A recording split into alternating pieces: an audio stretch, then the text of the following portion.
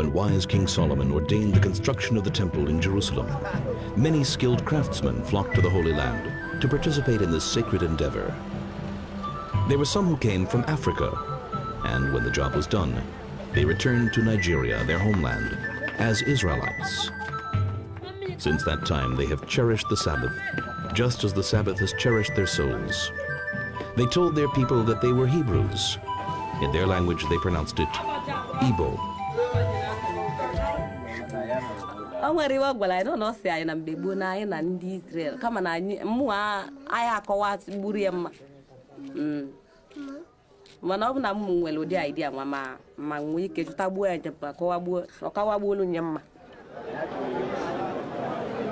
The Igbo tribe numbers more than 14 million people, all of whom were nurtured on this legend.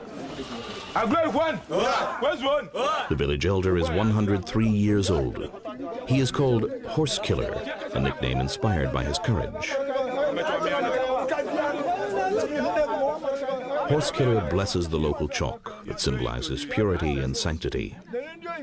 Besides serving a lofty, holy purpose, chalk-painted faces can frighten nosy visitors as well.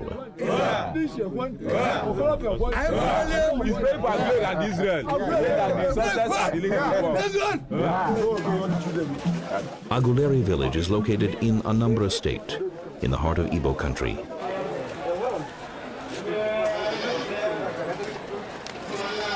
So this is the palace, is original palace. So we are going to see the present occupant of that seat, which is the king. So he's there now, he's waiting for us to come. The sorcerers await us at the gates of the palace. They must consult the spirits and obtain their consent before they allow us to stand before Chukwuemeka, king of Aguleri.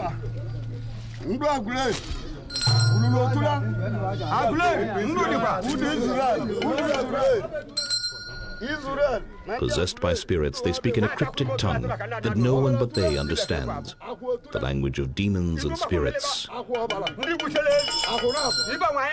Our guide whispers, "It is very similar to your Yiddish."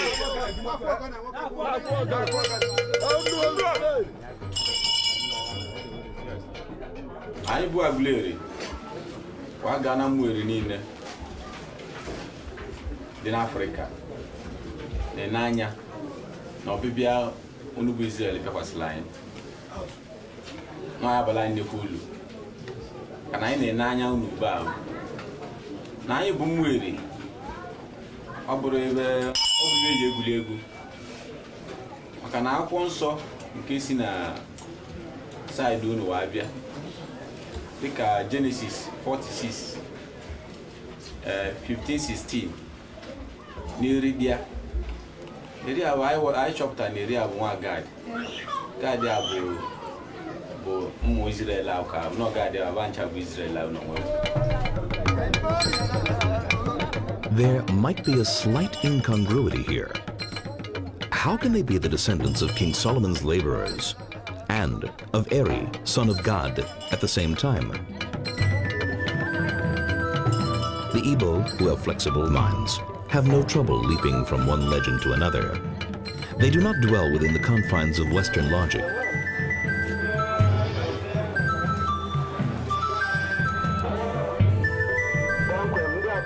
The stories of their origins coexist and blend into their tradition with no difficulty at all. By the way, our favorite legend declares that Eri, father of the Igbo, was simply cast down from heaven. Chief Ben Obi, a native of the region, is a liberal politician and a seasoned public relations man in Lagos, the capital. He should be commended for organizing our visit to Nigeria. Local residents realize how complex and dangerous this mission can be, how many strings must be pulled and how many palms greased en route. Thank you.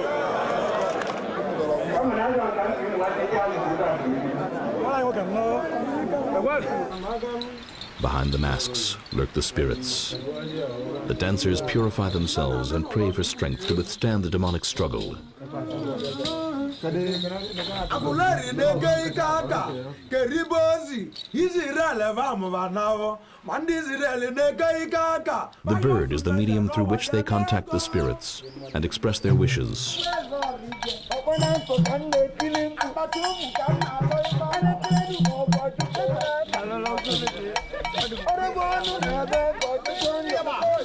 The singer chants, "Israel is strong, and so are the Aguleri people, for they have received their strength from Israel."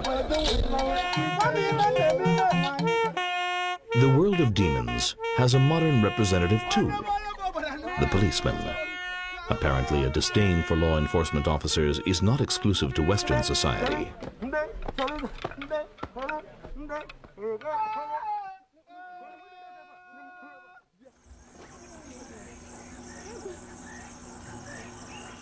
In the eastern part of Nigeria, where the Igbo reside, the Niger River forms a vast swampy delta.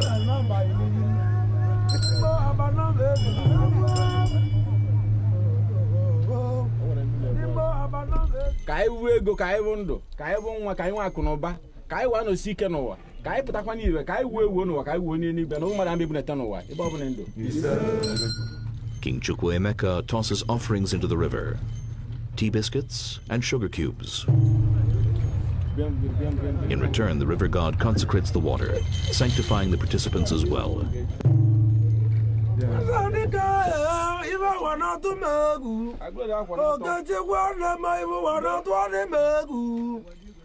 The eagle feather protects the king from evil spirits. On the riverbank, we are told, surreptitiously, there is a 9th century potsherd bearing an ancient Hebrew inscription. We were very eager to film this artifact. In our world, it would surely prove some theory or other. Unfortunately, we were told that it's impossible to see at high tide. Our hosts urged us to go on, claiming that many more legends await us.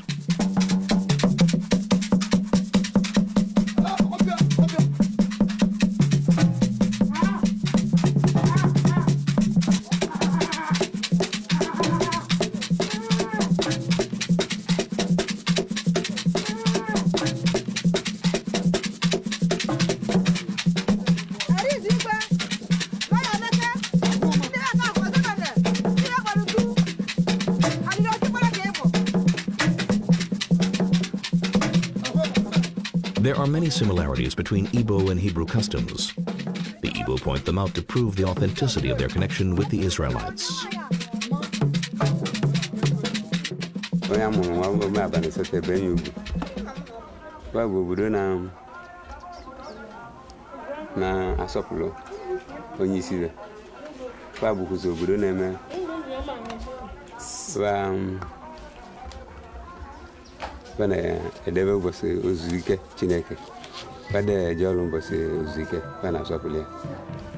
We visit the tomb of Eri, he who was cast down from heaven.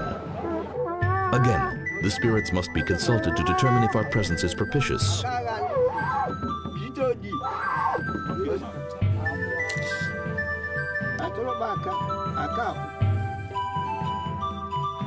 Tense villagers watch as the soothsayer conducts the local lottery.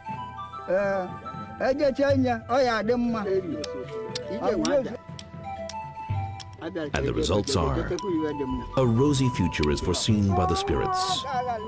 Contact with Israel will bring blessing to the entire region.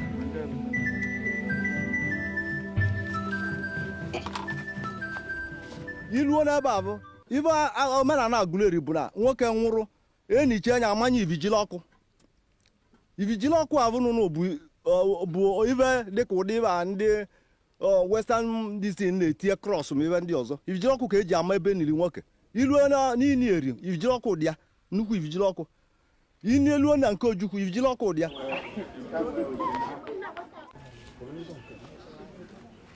The tree sorcerer bears holy water from the river. Okeke, a villager, has come to confess and ask forgiveness for his sins. Behold, on bended knees I bow before thee. May thou grant me long life. Have I been untrue? Have I taken a human soul? Oh, judge me now and grace me with thy forgiveness. The aged sorcerer turns to the tree. You heard the man. Help him.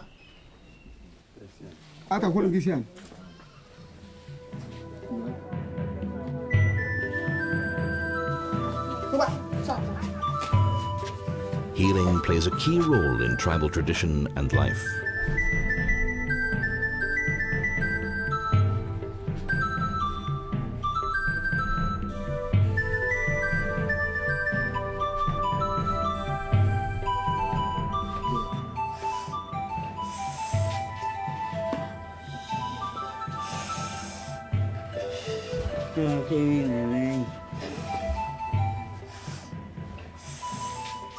Chiana, nke na mmadụ na-abịa enete m na gụọ nwakwụ ka na-abade mba egbe na ọlụ m ụlọ ọlụ m maara alụ maka mmadụ na ọchịkwu na akara aka. Aguilera has been engaged in a long-term war with a neighboring village. Local radio and television stations announced our arrival, asking the warring parties to declare a truce and enable the historic visit to take place.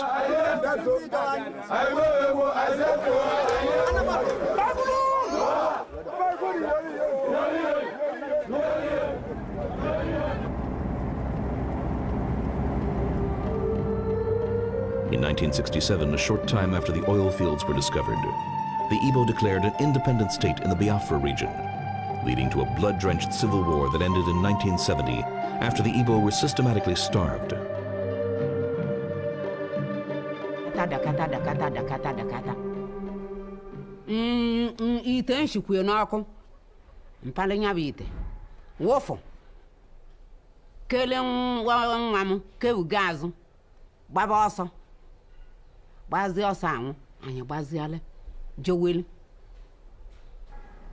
Nwadum bari ite naanị ọnwụ n'agha ọkwanye anyị nata ka agha buru agba ụlọ be anyị ọkụ anyị nọlụ kwụba agụ taba abụbụ.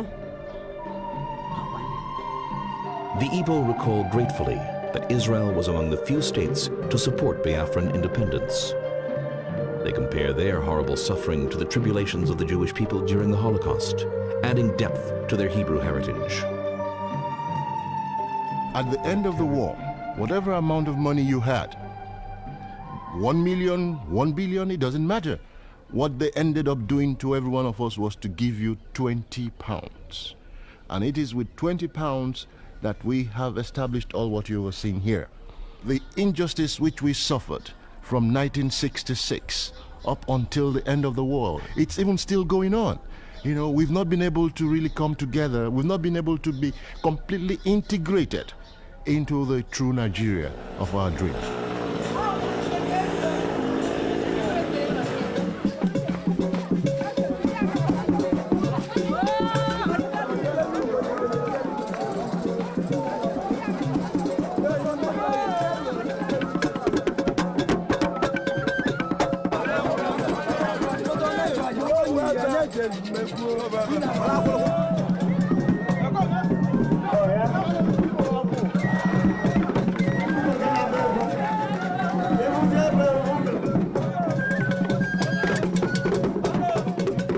The population of Nigeria is estimated at 100 million. It is the richest country in Africa and the world's 10th largest oil producer. But all this wealth does not benefit its residents. A violent and decadent regime, rife with infighting, prevents national development. Signs of corruption and decay are evident everywhere. Enterprises are systematically initiated and then abandoned. Machinery lies idle without spare parts. Western progress intoxicated the innocent Africans, sweeping them into the maelstrom of flamboyant project building. This is a country that has, in terms of human and natural resources, it's about the number 5 in the whole global village.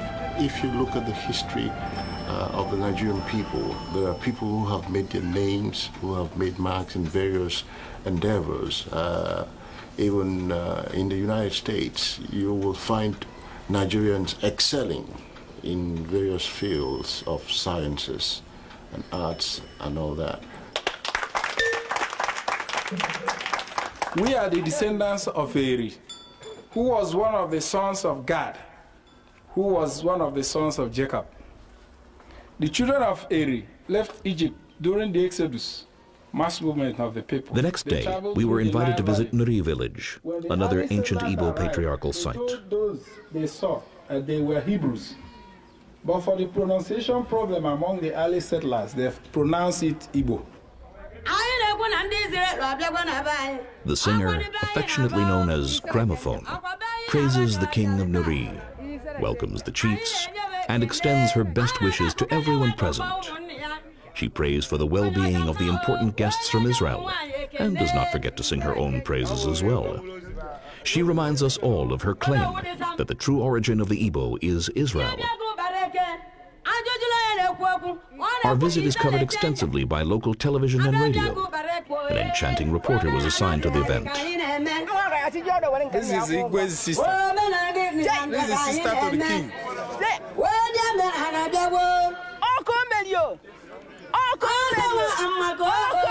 The king's sister joins in a spontaneous dance.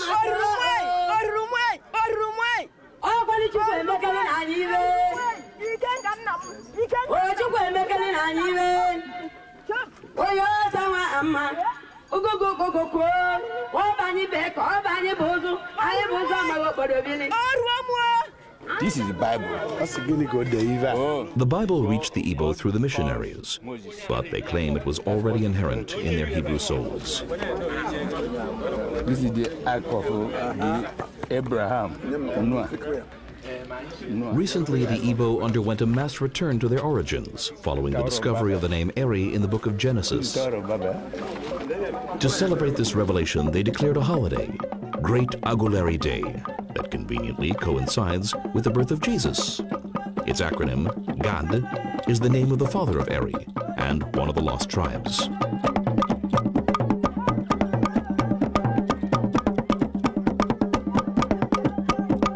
It is more or less feast of Passover being performed here. See the chicken and the Idu Mo'u holiday can be compared with Passover. It is observed by extended families who eat a sumptuous meal and offer chickens as sacrifices.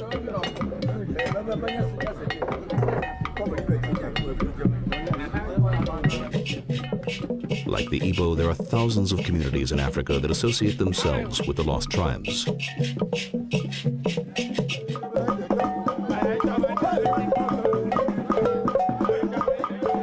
The oral history of this region poses fascinating challenges for conventional historians. Some of the artifacts in this museum reinforce the Igbo's link with the tribes of Israel. But of course, nothing can be determined with certainty. Several Igbo settlements admit that this staff is from the Israelites, and it was the staff that God gave to Moses and the rest of patriarchs when they were leaving the area. And we use it also to settle disputes between tribes or settlements. And below here, during our visit, there were rumors that an ancient Hebrew scroll was concealed at the palace.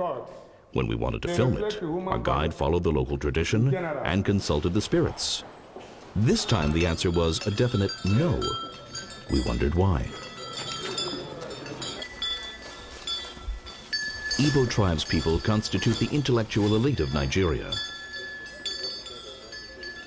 Although the Igbo are still discriminated against, they continue to flourish.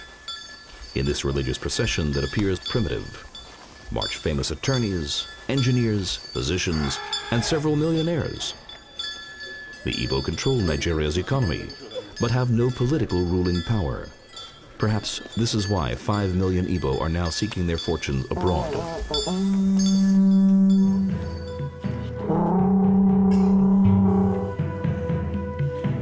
Every member of these seated chieftains has to come with what we call ofo. Ofo is the symbol of truth. You will notice that the ofo is placed on top of leaves. You don't leave it on the ground. This leaf is the leaf of purity. The chiefs purify themselves in preparation for the Ilumo'o holiday. This 12-day period is the holiest time of year. Those who are not duly purified are liable to die within the coming year. This is a symbolic chicken. It's made of steel and copper for cleansing offo, to make it holy. I don't know where any of the priests might have gone to, and his offo is polluted. So we want to make sure that all of us came here with pure and clean offo. And of course, this is a palm frond. I'm sure you have palm frond in Israel. So he's now going to start from his own.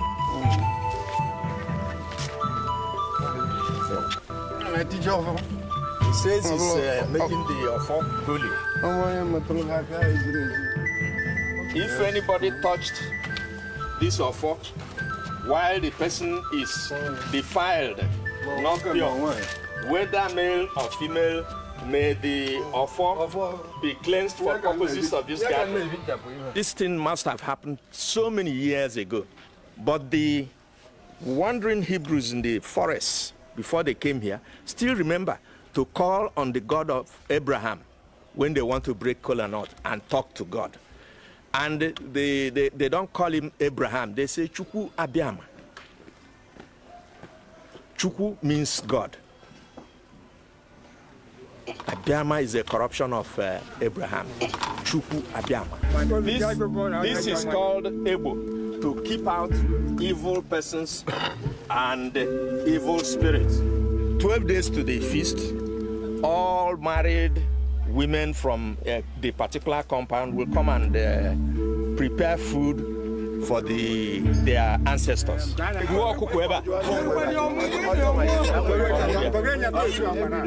Chicken for sacrifice.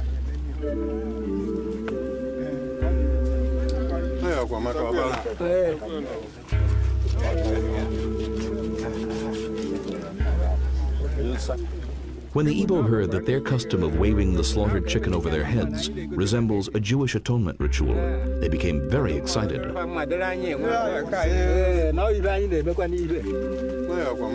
We have no plans to migrate to Israel, but we are very proud of our past and our culture.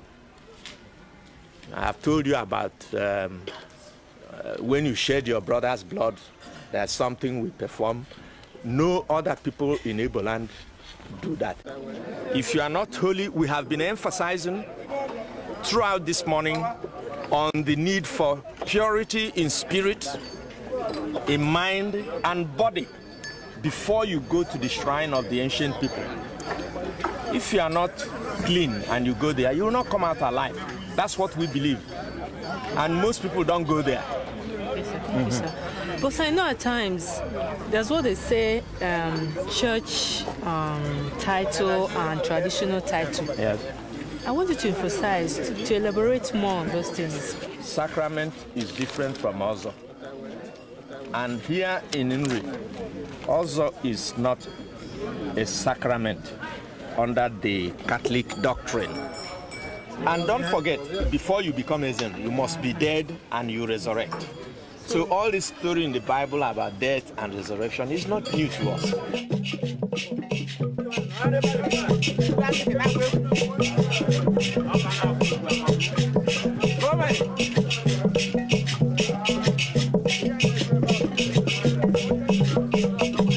The priest scatters the feathers to prevent the incursion of evil spirits and other lethal mass media.